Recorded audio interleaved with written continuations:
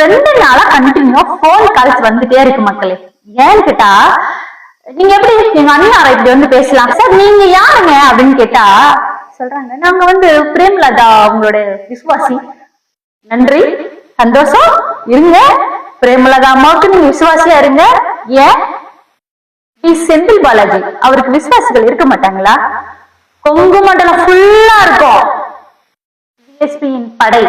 ஞாபகம் இருக்கட்டும், சூட்கேஸ்காக கிடையாது, பற்றோட பிஎஸ்பியின் படை கொங்கு மண்டலம் ஃபுல்லா இருக்கு.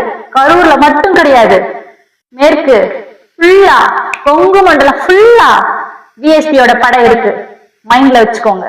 சரி, அதெல்லாம் இருக்கட்டும். பேசுனீங்கன்றாங்க, ரொம்ப கதர்னாங்க. ஓகேங்களா, நான் அப்படி என்னத்த பேசினேன்?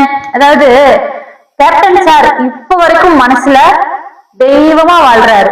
ஏன்னா அவர் வாழ்ற வரைக்கும் எத்தனையோ மக்களுக்கு குல தெய்வமா வாழ்ந்த மாதிரி வாழ்ந்துட்டு போனார். இப்ப வரைக்கும் எவ்வளவோ பேர் அவரை நினைச்சா கண்ணுல தண்ணி வர அளவுக்கான ஒரு நட்போட ஒரு பாசத்தோட அவர் மக்கள்கிட்ட பூமியில வாழும் ஒரு தெய்வமா, மனித தெய்வமா வாழ்ந்துட்டு போனாரு. அது எனக்கும் தெரியும். அவர் மேல இருக்கிற மரியாதையும் சரி, பாசமும் சரி, இந்த நிமிஷம் வரைக்கும் எப்பவுமே அது குறையாது. சரிங்களா? ஆனா அவர் உடல்நிலை பாதிக்கப்பட்ட அந்த தருணத்திலிருந்து பிரேமலதா அப்படின்ற ஒரு கேரக்டர் தேமுதிகவை பிரேம்ல கொண்டு வரணும்னு நினைச்ச அந்த நிமிஷத்துல இருந்து தேமுதிகவுடைய நிலை என்ன அப்படின்றது தேமுதிகல இருக்கிற நண்பர்களுக்கே தெரியும், கழக உறுப்பினர்களுக்கு தெரியும், எல்லாத்துக்குமே தெரியும். நான் சொல்லணுன்ற அவசியம் இல்ல, இருந்தாலும் சொல்றேன், கேளுங்க. நார்மலா ஒரு கட்சி இருக்குன்னா தேர்தல் நேரத்துல எதை வச்சு அவங்க வந்து ஒரு கூட்டணிக்கு ஒரு பேச்சுவார்த்தை செய்வாங்க?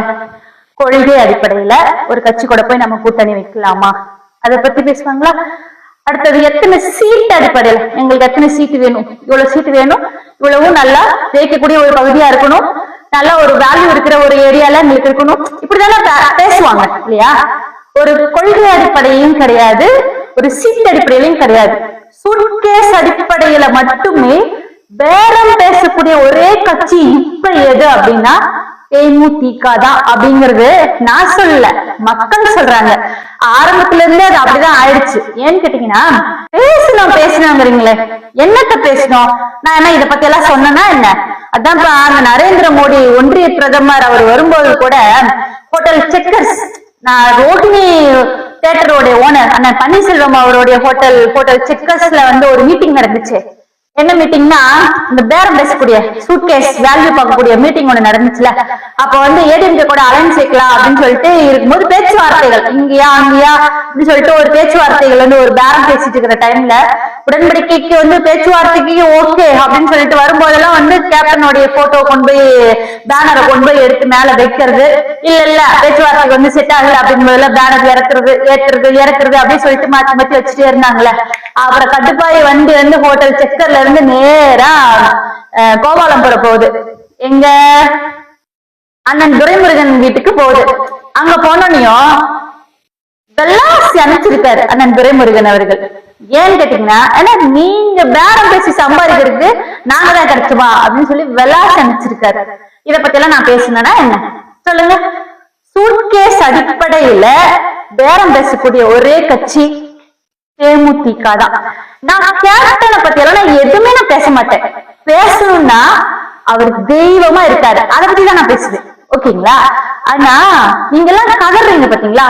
சரி, நான் கேக்குறேன், நீங்க பிரேமலதா அம்மா பின்னாடி போனீங்க அப்படின்னா அந்நியாரம்.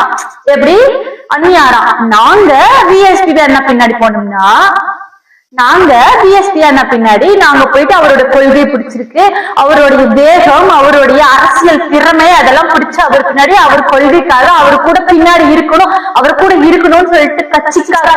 அரசியல்னா என்ன? ஒரு தலைவனை கொள்கை தலைவனா எடுத்துக்கிட்டா அவங்களுடைய கொள்கைகள் பிடிச்சு அந்த கொள்கைக்காக அவர் கூட இருக்கிறது, என்ன நடந்தாலும் அவருக்கு பின்னாடி ஒரு சப்போர்ட்டிவா இருக்கிறதான அரசியல். அதான அரசியல்? அதுதான் அரசியல். எங்களை பொறுத்த வரைக்கும் அதுதான் அரசியல். ஆனா உங்களை எல்லாம் பொறுத்த வரைக்கும் இந்த பேசுறீங்க பாருங்களேன், பெண்களை எப்படி எவ்வளவு கேவலமா பேச முடியுமோ அவ்வளவு கேவலமா நீங்க பேசுறீங்கன்னா, நீங்கெல்லாம் கேப்டன் அப்படின்றவருடைய விசுவாசியா இருந்தீங்கன்னு வச்சுக்கோங்களேன், இப்படி எல்லாம் பேச மாட்டீங்க. கேப்டன் இருக்கிற வரைக்கும் எந்த ஒரு பெண்ணையும் அப்படி பேச மாட்டாரு. கூட்டமா இருக்கும் அவருடைய கூட்டத்துல கூட பெண்களையும் குழந்தைங்களையும் ஃபர்ஸ்ட் அனுப்பி விட்டுருங்க, ஜென்ஸ் எல்லாம் அப்புறமேல் பொறுமையா போங்க, எல்லாரும் வீட்டுக்கு போயிட்டு எனக்கு போன் பண்ணுங்க, நான் அண்ணன் காத்துட்டு இருப்பேன், சாப்பிட்டு போங்க. அதுதான் அவருடைய கொள்கை. மக்களுக்காக வாழ்ந்த ஒரு மனுஷன். ஆனா இப்ப இருக்கிற தேமுதிக அப்படியா இருக்கு. எப்போ கேப்டன் அவர்கள் உடல் நலம் பாதிக்கப்பட்டு படுக்கையில இருந்தாரோ அந்த நிமிஷத்துல இருந்து தேமுதிக சிதஞ்சு போச்சு. இதுதான் நிஜம். சூட்கேஸ்க்காக மட்டும்தான் இந்த தேமுதிகன்ற ஒரு கட்சி வளர்ந்துட்டு இருக்கு, வாழ்ந்துட்டு இருக்கு. வளரல, வாழ்ந்துட்டு இருக்கு. கொள்கைக்கு ஒண்ணும் கிடையாது, கோட்பாடு ஒண்ணும் கிடையாது. சூட்கேஸ் ஒண்ணு மட்டுமே கொள்கை, சூட்கேஸ் ஒண்ணு மட்டுமே கோட்பாடு. மக்களுக்கு செய்யணும், சேவை செய்யணும், மக்களுக்கு தேவையான விஷயங்களை கவர்மெண்ட்ல இருந்து வாங்கி தரணும், நம்மளுடைய கட்சி ஆட்சி அமைக்கணும், அதெல்லாம் ஒண்ணுமே கிடையாது. யாரு கொடுக்குற சூட்கேஸ் பெருசா இருக்கு, யாருக்கு கொடுக்குற சூட்கேஸ்ல வேல்யூ அதிகமா இருக்கு, சூட்கேஸ் வாங்கணுமா ஸ்வீட் பாக்ஸ் வாங்கணுமா அப்படின்னு சொல்லிட்டு அது மட்டும்தான் தேமுதிகவோட கொள்கையா இருந்துட்டு இருக்கு. இது நான் சொல்லப்பா, மக்கள் சொல்றாங்கப்பா. இப்படிப்பட்ட ஒரு கட்சியில இருந்துட்டு இந்த இவர் யார் நம்ம பேசினாங்க, ஏதாவது என்னோட வீடியோஸ் எடுத்து போட்டது யாருன்னா ஐடி விங், தேமுதிகவுடைய மாவட்ட தொழில்நுட்ப அணி. ஓகேங்களா, எங்களுடைய மாவட்ட தொழில்நுட்ப அணியில என்ன தெரியுமா பண்ணுவாங்க, மாண்புமிகு முதல்வருடைய மக்களுக்கு செஞ்சுட்டு இருக்கக்கூடிய நலத்திட்டங்களை ஒன்னொன்னையும் எடுத்து அதை பத்தின ஒரு மக்களுக்கு எந்த அளவுக்கு பயன்பாடா இருக்கு, என்னென்ன விஷயங்கள்லாம் பண்ணிட்டு இருக்காங்கன்னு சொல்லிட்டு அதை பத்தின விஷயங்களை எடுத்து போடுறதா எங்களுடைய ஐடி விங்ஸ், தகவல் தொழில்நுட்ப அணி. ஆனா இந்த தரங்கெட்ட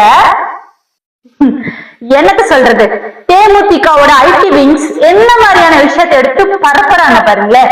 என்னையோ செந்தில் பாலாஜி அண்ணாவையோ, அதாவது இவங்க பின்னாடி போனாங்கன்னா வந்து அந்நியாரம், நாங்க வந்து செந்தில் பாலாஜி அண்ணா பின்னாடி போனோம்னு வச்சுக்கோங்களேன், பெண்கள் வந்து அரசியல் போறோம் அப்படின்னா வந்து என்ன 200 rupees 500 rupees, அப்புறம் என்ன சீனாக்காரி என்னென்னவோ, ஏதாவது உங்களுக்கு வந்தா ரத்தம் எங்களுக்கு வந்து தக்காளி சட்னி அப்படிதானே. அதுதான் உங்களுடைய கேவலமான கொள்கை கோட்பாடு. இது எல்லாமே உங்களை பத்தி எல்லாம் நாங்கெல்லாம் கவலைப்படுவோம், கண்ணீர் விடுவோம், அதெல்லாம் ஒரு கிடையாது.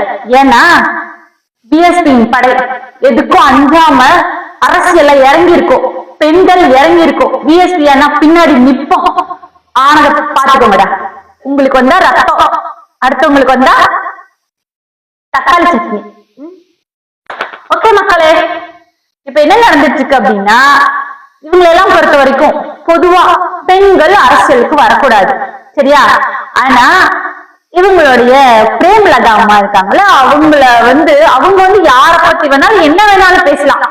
எப்படி எந்த ஆண்களை பத்தியும் என்ன வேணாலும் பேசலாம். இவங்க மட்டும்தான் இந்த உலகத்துல இருக்கிறதா ஒரு நினப்பு, இவங்களுக்கு மட்டும்தான் மைக்கு கிடைக்கிறதா ஒரு நினப்பு, இவங்களுக்கு மட்டும்தான் வாய் இருக்கு பேச தெரியும்னு ஒரு நினப்பு. நான் வடக்கம் வேணும். இப்ப கூட இந்த நிமிஷம் வரைக்கும் நான் மரியாதை கொடுத்துதான் நான் பேசிட்டு இருக்கேன். ஏன்னா அவங்களோட வயசுக்கு கொடுத்த மரியாதை எனக்கு என் கழகம் அவமரியாதையா பேச சொல்லி கொடுக்கல. இந்த நிமிஷம் வரைக்கும் என் வாயில இருந்து மரியாதையான வார்த்தை தான் வந்துட்டு இருக்கே தவிர உங்களை மாதிரியெல்லாம் நாங்க பேசல.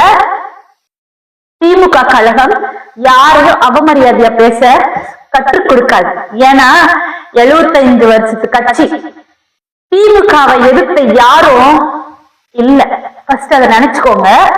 ரெண்டாவது, சரி இப்போ வந்து எல்லா பக்கமும் துண்டை விரிச்சு வச்சுட்டு இருக்காங்க, ஓகே, அது உங்களுடைய இஷ்டம், வரும்போது நீங்க வருவீங்க. ஆனா இருக்கிற வரைக்கும், இப்போ எதிர்ப்புல இருக்கிற வரைக்கும் மரியாதையா பேசிக்கோங்க.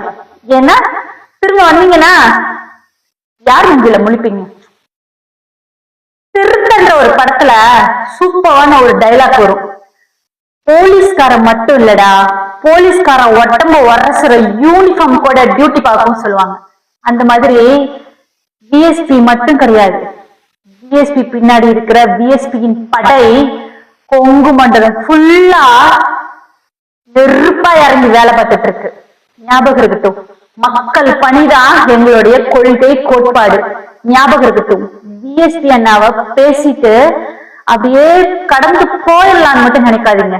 ஏன்னா மக்களுக்காக வாழ்ந்துட்டு இருக்க மக்கள் திலகம், மக்களுக்காக வாழ்ந்துட்டு இருக்க எங்க பிஎஸ்பி அண்ணாவை அப்படியே பேசிட்டு போயிடலான்னு நினைக்காதீங்க. நான் அல்ல, சின்ன சின்ன பிஞ்சு குழந்தையில இருந்து வெளியே வந்துட்டு இருக்கு. எப்படி டிஎம்கேவுக்காக நீங்க சொல்ற வாரிசு அரசியல்ல, ஆமா வாரிசு அரசியல், எங்களுக்கு அடுத்தடுத்த தலைமுறைகளும் இன்னைக்கு ஃபயரா பொங்கி வந்துட்டு இருக்காங்க. டிஎம்கேவ யாரும் எதுவும் பண்ண முடியாது. ஜிஎஸ்டிஎன்னோட பட்ட செருப்பா இருக்கு, ஞாபகம் இருக்கட்டும். நீங்களாம் கேப்டனோட விசுவாசியா இருந்தா இப்படி எல்லாம் பேசிட்டு இருக்க மாட்டீங்க. பிரேமலதா அம்மாவோட விசுவாசி இல்ல, அதனால உங்க வாயில இருந்து அப்படிதான் வார்த்தைகள் வரும். அதே சமயத்துல நீங்க பிரேமலதா அம்மா பின்னாடி எதுக்காக போறீங்களோ அதுக்காக தான் நாங்களும் ஜிஎஸ்பி என்ன பின்னாடி போறோன்றது கொஞ்சம் மைண்ட்ல வச்சுக்கிட்டு வார்த்தையை விடுங்க. டிஎம்கே ஐடி விங் என்னன்னு நினைச்சீங்க? டிஎம்கேவோட ஐடி விங் என்ன நினைச்சீங்க? இருக்கிறதுலே பவரான IT wing DMK IT wing தான், ஞாபகம் இருக்கட்டும். இந்த தற்கொலைகள், எந்த தற்கொலைகளை பத்தியும் கவலைப்படாது DMK IT wing. Fire DMK, அவ்வளவுதான். கட்சியை வச்சு ஆட்சியை பிடிக்கணும், மக்களுக்கு தொண்டு செய்யணும், மக்களுக்கு சேவை செய்யணும், மக்களோட தேவைகளை பூர்த்தி பண்ணணும் அப்படின்ற கொள்கையெல்லாம் தேமுதிகக்கு கிடையவே கிடையாது. ஆரம்ப காலத்துல இருந்து கேப்டன் அவர் உடல்நல பாதிப்பால படுக்கைக்கு போற வரைக்கும் தேமுதிக ஃபயரா இருந்துச்சு மக்களுக்காக. அவரோட உடல்நல குறைவுக்கு அடுத்தது, அவரோட மறைவுக்கு அடுத்தது முக்கியமா சூட்கேஸ் சூட்கேஸ் சூட்கேஸ். இது மட்டும்தான் தேமுதிகவோட கொள்கை, கோட்பாடு எல்லாமே.